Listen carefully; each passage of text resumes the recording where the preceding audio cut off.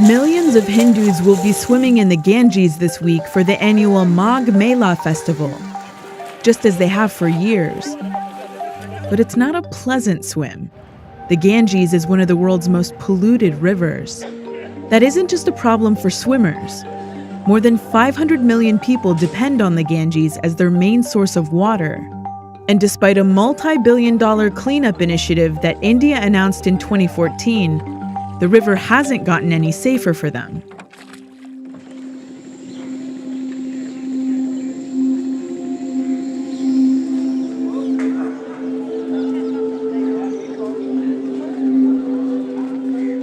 We have come to see the beautiful Ganga here, to experience its warmth that is giving it to us.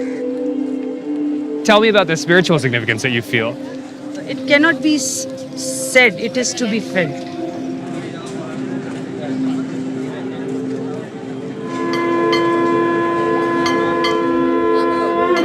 For India's nearly 1 billion Hindus, who believe that if a body is burned and returned to the river at Varanasi, it can escape reincarnation,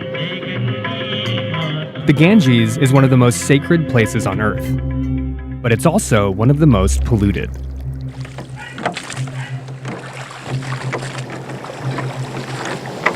Oh, dear Jesus. You can smell it. How much sewage is coming out there right now? 150 million liters per day. How many people's sewage is that? 1 million. So that's the shit of 1 million people flowing into the Ganga every day. Yeah. This is just one drain. Environmental scientist Rakesh Jaiswal has been campaigning for a cleaner Ganges for 25 years. Today, Ganga is more polluted than it was 30 years ago. And last 24 years, I have seen the situation worsening only.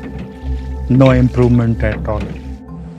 In total, drains along the Ganges empty 1 billion gallons of raw sewage and industrial waste into the river every day. Decomposing bodies make their way into the water from riverside crematoriums. And in Kanpur, hundreds of tanneries release toxic chemicals and heavy metals into the river, which is the city's source of water.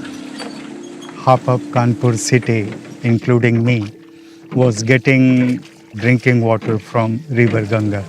The water there was highly contaminated, containing city wastewater and also a contaminated discharge from TB hospital, tuberculosis hospital. Oh, wow. Yeah. As you can imagine, contaminated water puts the population at risk of disease, including cholera, typhoid, and viral diarrhea. Why aren't there processing centers or water treatment facilities or infrastructure basically to... This is the inability and inefficiency of the government. In 2014, Prime Minister Narendra Modi announced Namami Gange, a $3 billion cleanup initiative. The government commissioned an official pop anthem for the river, and there has been talk of starting breeding programs with flesh-eating turtles that can deal with decomposing bodies in the water. But Namami Gange never took off. 3 years later, reports say that just $205 million has been spent, and India's top environmental court declared it a failure, saying, quote, "Not a single drop has been cleaned so far." 3 years are already gone, and there is nothing concrete on the ground. Not even one waste management facility? Not even one new treatment plant. In March 2017, a court in Uttarakhand took the matter into its own hands and gave the Ganges legal personhood status. What does giving a river the status of personhood do for the river? Theoretically, what it can do is just like a legal entity can sue somebody. But there were no lawsuits. Shortly after the Ganges became a legal person, the Supreme Court intervened and stopped it. Giving a legal right or a legal status by itself will mean nothing. Shadan Farasat is a Supreme Court lawyer. He says that giving the Ganges the right to sue polluters has some logical issues, and not just because a river can't represent itself in court. It doesn't really emphasize how that status of a juristic or legal personality is going to help in cleaning up the river or improving the ecosystem of the river. That analysis is completely absent from the judgment. So is it purely symbolic? I would think so. It's the court trying to clean up the river but with the wrong tool. When the personhood order was scrapped, a legal route to forcing government action was closed. But not everyone is worried about the toxic waste and sewage that continue to pour into the Ganges. There's a persistent myth among the public and even scientists that the river is so holy, it's essentially self-cleaning.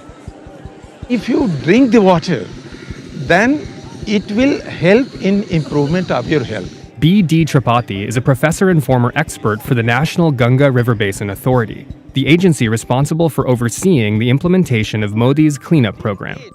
He is surprisingly optimistic about the situation. If you increase the flow into the water, then 60 to 80% organic pollution problem will be automatically resolved. Really? Yes. You believe that the river Ganga can heal itself if there's more water in the river Ganga? Of course, 100% true.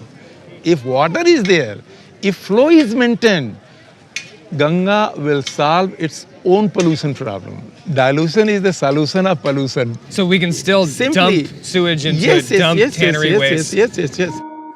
Tripathi's belief in the Ganges' power is misplaced.